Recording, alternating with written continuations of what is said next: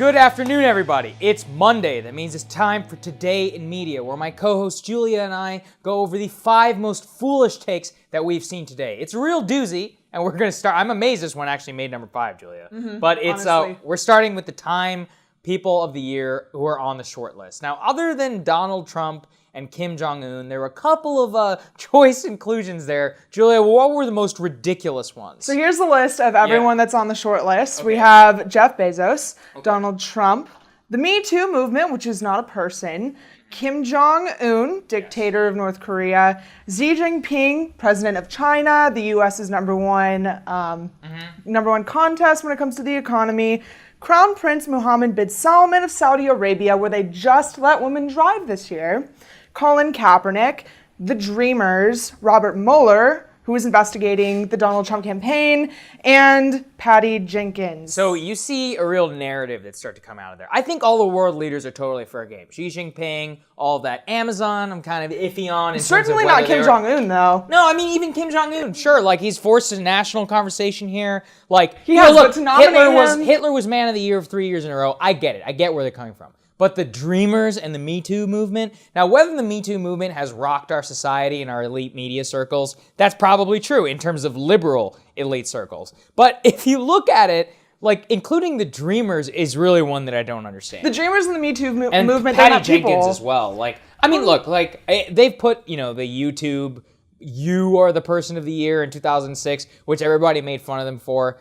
I personally thought it was ridiculous. I think it's going to be another year that they're going to make fun of them because, most of these people, A, 2 of them aren't even people, 2 of them are movements, and B, the other ones are extremely contentious when it comes to the U.S. I think that if they pick something like Me Too, I mean, even Me Too, I think is arguably defensible, but then even then, like, wouldn't you go with the reporters who are ones who broke the Harvey Weinstein story? Yes. Why would you go with a movement Where's Ronan whatsoever? Farrow? Like, something like that. The entire thing screams of narrative building to me. But we'll move on. We're going to go to Joy Reid. So Joy Reid, you should have the screenshot up in front of you of our story on this.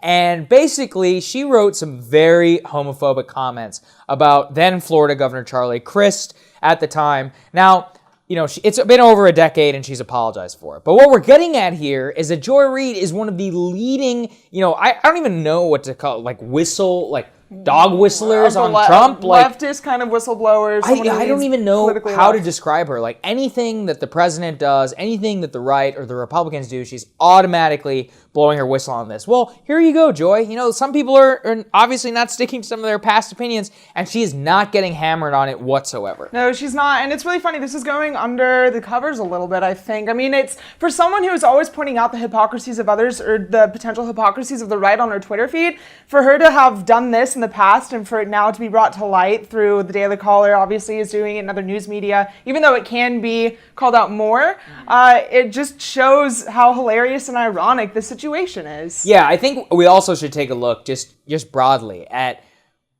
when you immediately and constantly are a reactionary against the right, and we go through and we take a look at some of the things you said. The hypocrisy there is just unreal. Things that she would have slammed any other person for, she's begging forgiveness. And it's good that she's begging forgiveness for that. But we'd like to see a little bit more conscientiousness whenever you. Maybe she'll scale back a little bit after this. Maybe, probably not. We'll see. That's not really her deal. But we're going to go to James Comey. So the president said that the FBI was in tatters after James Comey's leadership, and some reports that some people in the Mueller investigation were sending anti-Trump texts and carrying on an extramarital affair.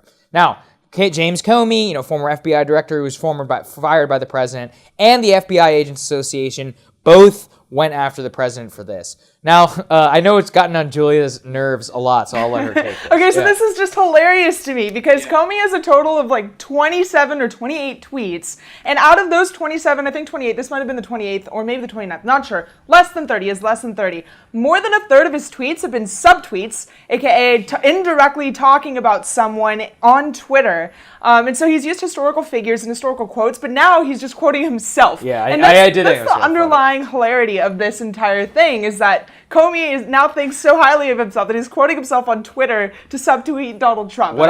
My favorite take of all time was that the president should be impeached solely for firing Comey and unleashing his terrible subtweets upon us that the media endlessly retweets. And they'll use like eye emojis. He wants so bad to go back to the FBI. Like, you can just see it in his Twitter, and it's really funny. But so we'll keep you updated on James Comey's latest tweets. We're gonna go next. We're gonna go to Richard Blumenthal. So Richard Blumenthal, famous for lying about his service in the Vietnam War, had this to say about the president. Argue it for us. What is it? Well, if you take the president's own statement, his tweet that he knew Michael Flynn was lying to the FBI when he fired him, which means that he knew Michael Flynn had committed a felony when he asked Comey to stop the investigation of him, and when he fired Comey, when he refused to do so, and when he fired Sally Yates, and when he called Michael Flynn in April to tell him to stay strong.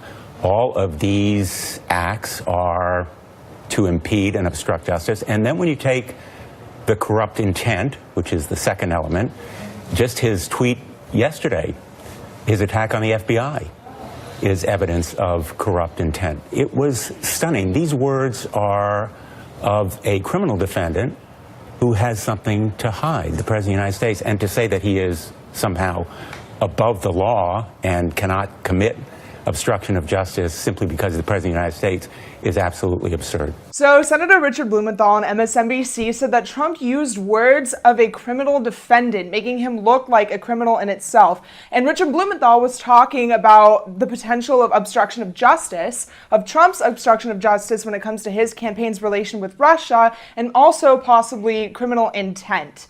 So Richard Blumenthal is now saying or using words and alluding to the fact that Trump could be a criminal defendant, which this is all basically what's happening is they're trying to lay the ground for 2018. They're going to run as a total basically impeachment campaign against the president to try and raise money. Obviously, they're going to look like fools, just as many Republicans did back in the 1990s whenever they tried to impeach Bill Clinton if it doesn't work out. Mm-hmm. And they're just reaching so far whenever it comes to this.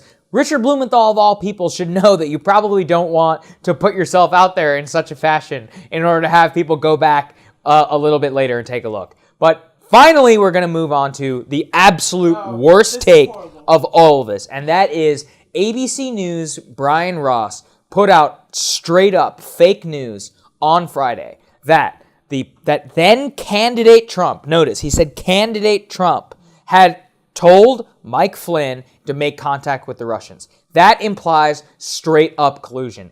ABC News had to issue a correction 12 hours later that in fact it was President-elect Trump, aka the President-elect of the United States, is trying to carry out foreign policy with somebody with an incoming administration is trying to carry out foreign policy with the foreign government. Very, very, very, very different take there. Now, Brian Ross's story caused the stock market to drop 300 points. Now, he's been put on suspension for a month, but this is an egregious error. Absolutely. Yeah. The distinction is huge. The whole point of the Russia investigation is to prove that Trump swayed the election when it comes to Russia. But Trump, as president-elect, would have had that authority. And then it shows that he didn't use Russia to sway the election because he was already elected at that point. Yeah, I mean, and then the outcry here, if this had happened from something on the right, the outcry for firings and all of this would have been outrageous. Instead, all you've seen, yes, he was suspended. Most people were like, oh, blah, blah. There was no discussion of journalistic standards. He went on the air with a single source to report, earth-shattering news about the president that moves financial markets, okay? He abandoned basic journalistic malpractice. He probably should have been fired. Absolutely. Yeah. That was an egregious breach of journalistic ethics. And for him to say something like that is so wrong is obviously swaying the way people look at this situation, which is an ongoing investigation with Robert Mueller right now into the Trump campaign. And so that is just really incorrect news. And, he was fired. Yeah, he was. Was he suspended? And the president, he was suspended for a month. Now, the president also weighed in on this, and I encourage you to take a look at some of those tweets. But thank you guys so much for joining us. That is Today in Media. It's Monday. We'll be back on Wednesday with 5 more of the most foolish takes that we see in the coming days. Thanks so much.